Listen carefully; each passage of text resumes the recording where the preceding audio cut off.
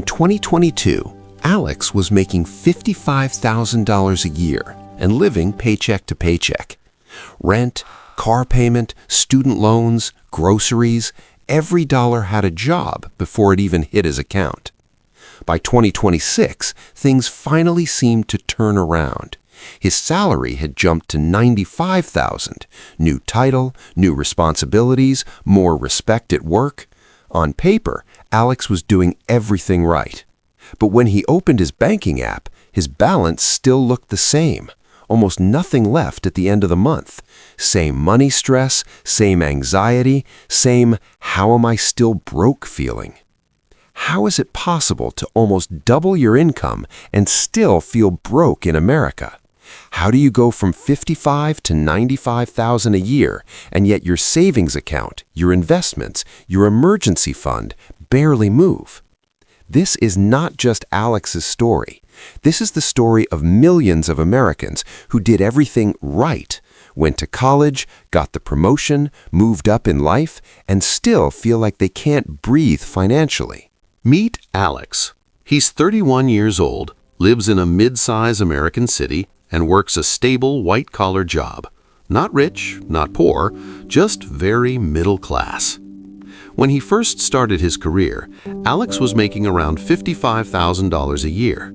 He shared a basic two-bedroom apartment with a roommate, drove an older used car that was fully paid off, and cooked most of his meals at home to keep costs down. His budget was tight, but it made sense. Rent, groceries, gas, student loans, phone bill, a little bit for fun on the weekends. There wasn't much left at the end of the month, but that was okay. This was supposed to be the early grind phase of life. Like a lot of Americans, Alex told himself a story. Once I break into the next income level, once I finally start making real money, then I'll be fine. Then I'll save, then I'll invest, then I'll finally start building wealth. Fast forward a few years. Alex works hard, stays late, takes on extra projects, and eventually gets promoted. His salary doesn't just creep up, it jumps from $55,000 to $95,000 a year. That number feels huge compared to where he started. It's more than what many families in America ever see on a paycheck. Friends and family say, "Wow, you're doing great. You're really moving up." And honestly, Alex believes it too. At this income level, there is an unspoken script. People tell you things like, "You can afford better now," "You shouldn't be living like a broke college kid anymore," and "Treat yourself, you've earned it." Social media only amplifies that message. His feed is full of apartment tours, luxury car deliveries, weekend trips, and day-in-my-life videos showing people his age living what looks like upgraded, polished, middle-class lives. So when the promotion hits, Alex does what most people quietly do. He starts adjusting his lifestyle to match his new income bracket. Not in one big decision, but in a series of small, reasonable-sounding upgrades that at first don't feel like a problem at all. After all, this is what progress is supposed to look like, right? Better job, better pay, better life.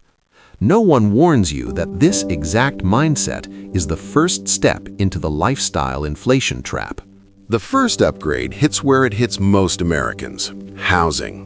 A few weeks after his promotion, Alex starts scrolling through apartment listings just to see what's out there.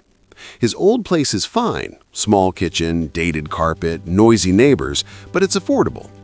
Then he sees it, a modern one-bedroom downtown, floor-to-ceiling windows, in-unit laundry, pool, gym, rooftop lounge. The rent? About $1,000 more per month than what he's getting now. His friend laughs and says, "Dude, you're making almost $100K now. You can't keep living like a broke 20-something." And Alex hears himself say, "Yeah, I guess you're right. I can finally afford something nicer."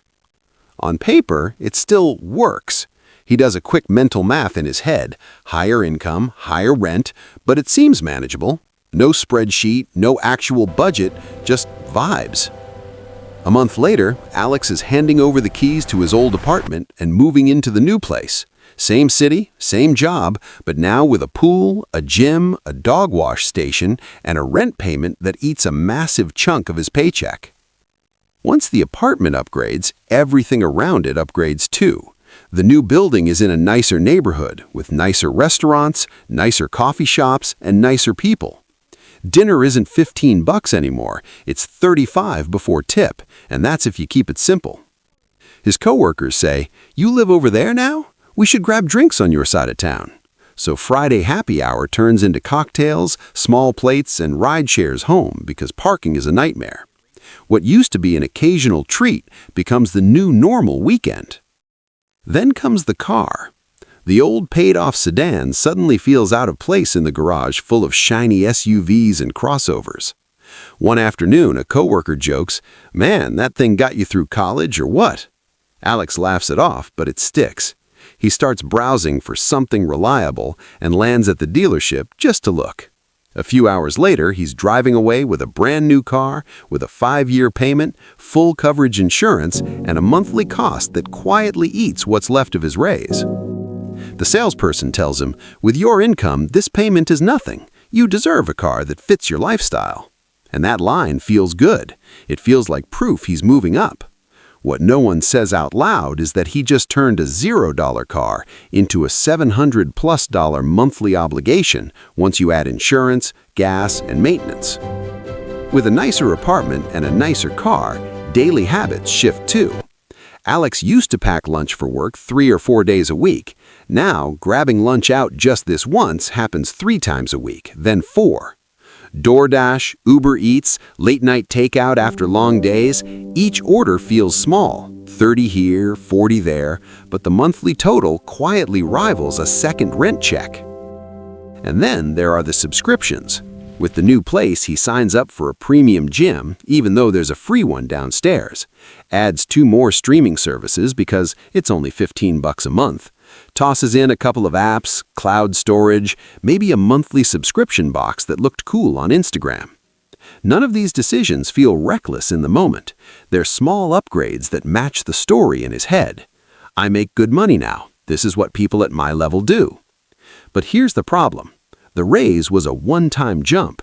The new rent, the car payment, the eating out, the subscriptions, those are forever, every month, on repeat. Thing got you through college or what? Alex didn't just upgrade his apartment, his car, or his food. He upgraded his entire cost of being alive.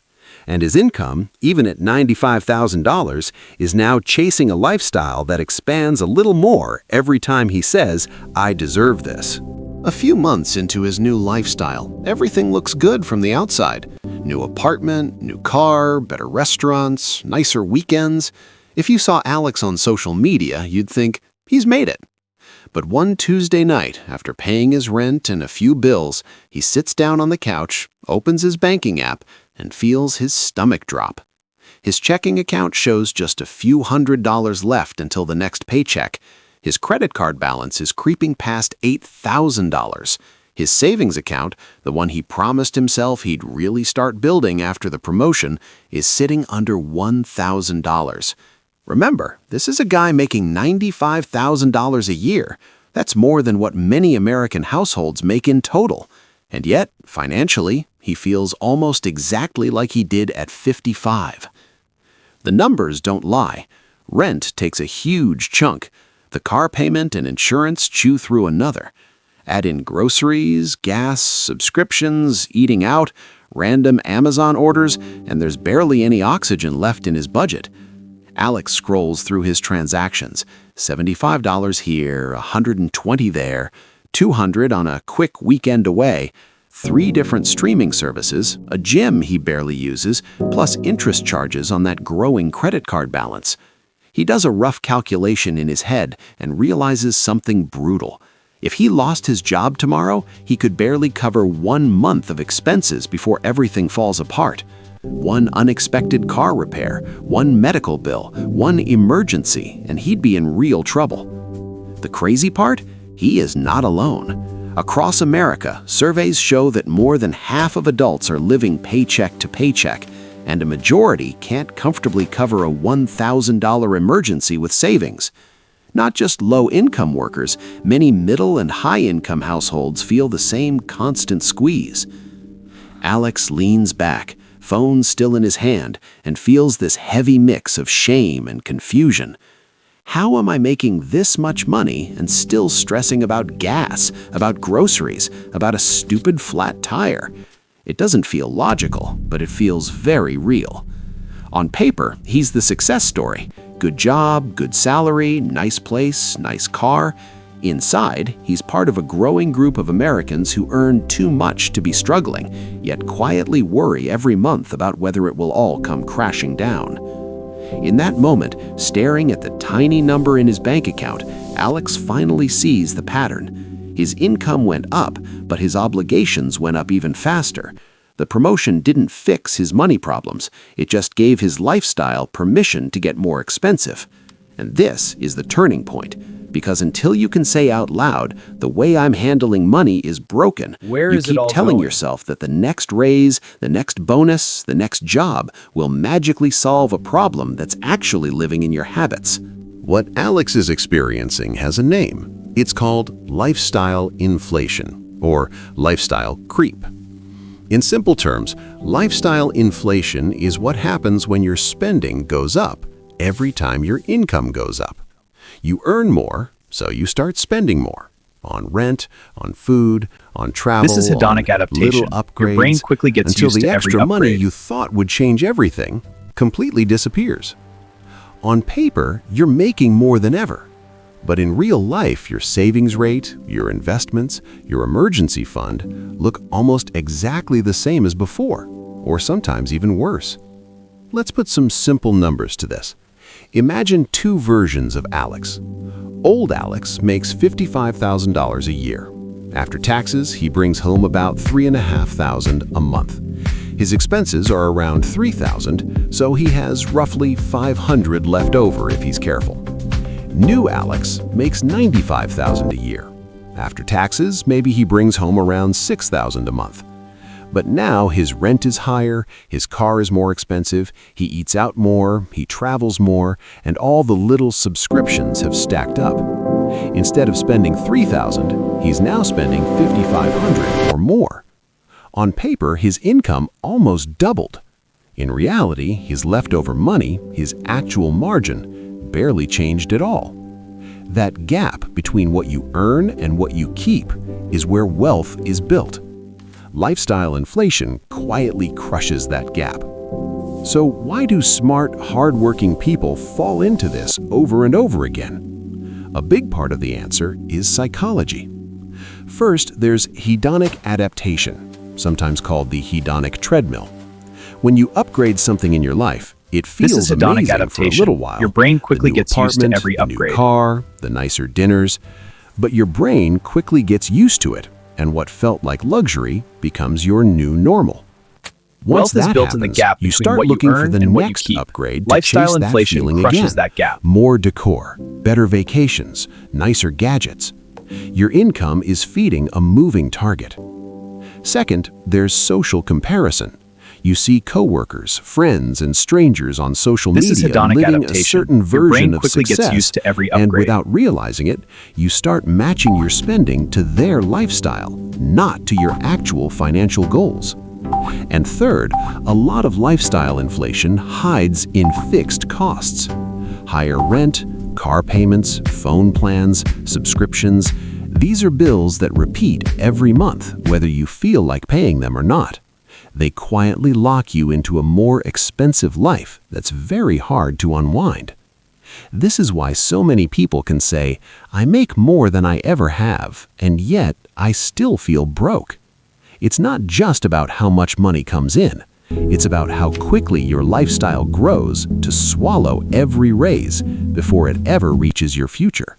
That night, staring at his bank balance, Alex feels something he hasn't felt in a long time. Not just stress, but anger. Not at his job, not at the economy, at the way he's been handling money.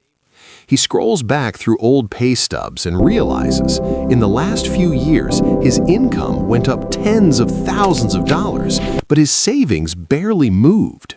Every raise, every bonus, every promotion swallowed by a more expensive lifestyle. For the first time, he says out loud, "It's not just that life is expensive. I made my life more expensive. I turned my raises into bills." The next day at work, in between emails, he types into Google, "Why do I feel broke making this much money?" He finds videos and articles from people describing the exact same thing, high earners who look successful on the outside but live paycheck to paycheck because of lifestyle inflation. One line hits him hard. When every pay raise becomes permission to upgrade your lifestyle, you're not building freedom, you're building a nicer cage. Alex realizes he doesn't just want nicer things, he wants options. The option to quit a toxic job, to move cities, to take a break, to handle an emergency without panic. And those options don't come from income alone, they come from margin, from money that doesn't get spent. That night, he does something different. Instead of ordering takeout and numbing out with Netflix, he opens a blank spreadsheet and writes at the top, "What am I really paying for?" He lists his rent, car payment, insurance, subscriptions, eating out, travel, and random spending. For each one, he asks a brutal question. Does this make my life meaningfully better, or is it just me trying to feel like I'm doing well? For the first time, Alex isn't just tracking numbers, he's connecting them to his why. He wants to feel safe, not just look successful. This is his turning point. He can't undo the promotion or the past choices, Lifestyle but he inflation can or decide lifestyle that creep from is here when your on spending out, rises with your every income, dollar of leaving extra savings income unchanged. will have a From now job on, that every serves raise his future, upgrades his freedom not just before his it upgrades image. his lifestyle. So what does it actually look like to escape this trap in A real year life, later, he's not a especially in millionaire, America where but money everything feels feels very different. expensive? It starts with For the one first simple time, shift. there's a real Every buffer time between your Alex income and the goes next up, emergency. your savings must go up on purpose before your lifestyle gets a vote. The 50% rule for raises. Think of this as the capture the raise rule. Anytime Alex's income increases, a raise, a bonus, or a promotion, at least 50% of that extra money is locked in for his future, savings, investing, paying off debt faster.